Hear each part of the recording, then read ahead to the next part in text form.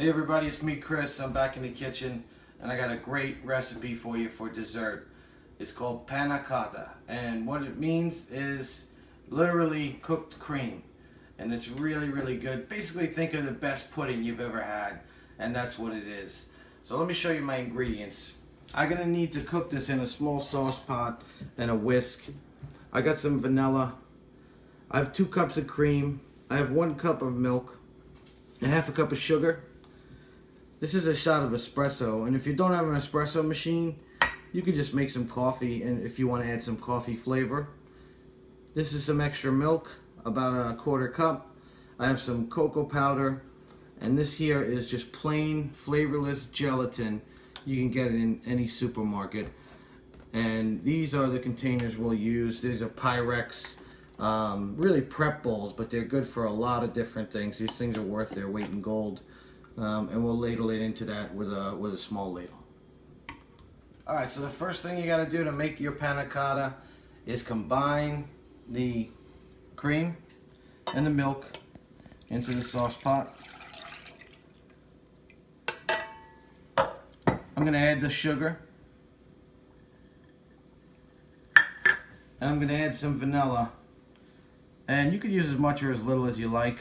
I'm using about a good teaspoon because I really like that vanilla flavor. I'm going to take this over to the stove and I'm going to slowly start to bring it to a simmer until it starts to bubble around the edges. And you really got to keep an eye on it. You cannot walk away from this or it could bubble over all over your stove. Alright, so I'm keeping an eye on my cream and milk mixture. It's coming up to simmer on the stove. And while that happens, I'm going to do what's called blooming the gelatin. So I got a little extra milk here. It's not heated or anything. It's just regular milk from the fridge.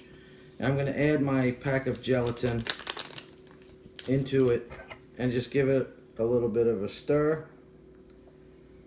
And let this kind of activate until my cream is ready. Alright, so my cream mixture is starting to come up to temperature. I'm just stirring it a little bit, helping it with a whisk to dissolve the sugar. And you can see some of the bubbles starting to come around the edges. But we want to get it to a little bit more of a rapid simmer. Not a boil, just a nice simmer so that we know it's fully cooked. Alright, so this is what we're looking for. You can see it's come to a nice simmer. It's bubbling, it's steaming. You can tell it's very hot and it's cooked through. So I'm just going to give this a stir. I'm going to let it cook for just a couple more seconds. I want to make sure I got a really nice simmer. And you really got to be careful not to walk away. In a matter of seconds, this whole thing can bubble over. So I've brought it to basically a boil. So I'm going to shut down the fire. And now I'm going to add in the gelatin and milk mixture. And you can see the gelatin has bloomed. You see how it's puffy and white?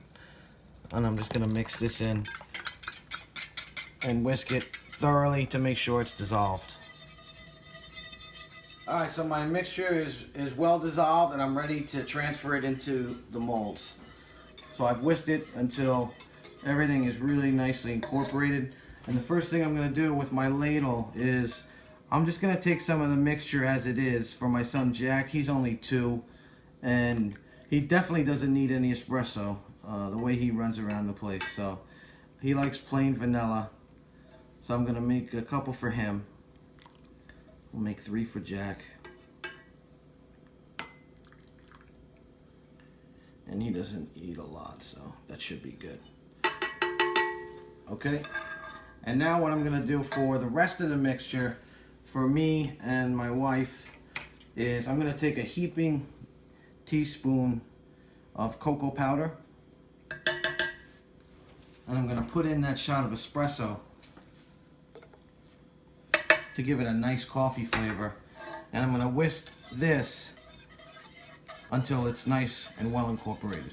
Alright, so the espresso and the cocoa powder have been incorporated into the remaining mixture. And what I'm going to do is start to ladle this into the rest of the molds. And I just would say, you can, if you want to make this a little bit fancier and make sure it's nice and smooth, you can put this through a fine mesh strainer. But I don't like to do that, only because I found making this more than once that the cocoa powder tends to go to the bottom. It clumps up and goes to the bottom. It gives you a nice little layer of chocolate at the bottom of your panna cotta. It's really, really good. Alright, so we're done. You can see my molds are filled here. Alright, we have 5 of the coffee and chocolate and 3 of the small plain ones for my son Jack. And what you really want to do is make sure you cover this right away. And if you don't have any containers with lids like this, use some plastic wrap.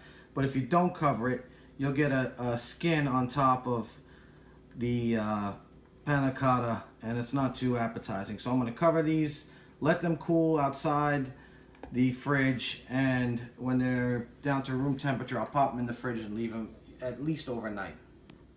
Alright, so the moment of truth, I'm ready to try my panna cotta, and it's set up overnight, and you can see it's got the consistency of a jello, but it's much more creamy.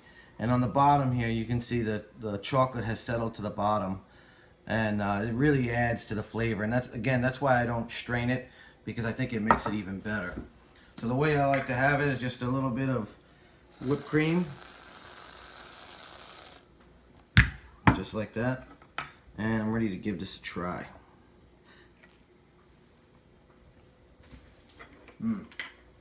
It's really good. Definitely taste the coffee and the chocolate.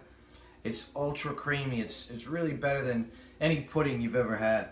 I'm just going to scoop some out. I want to show you the consistency here, what this looks like.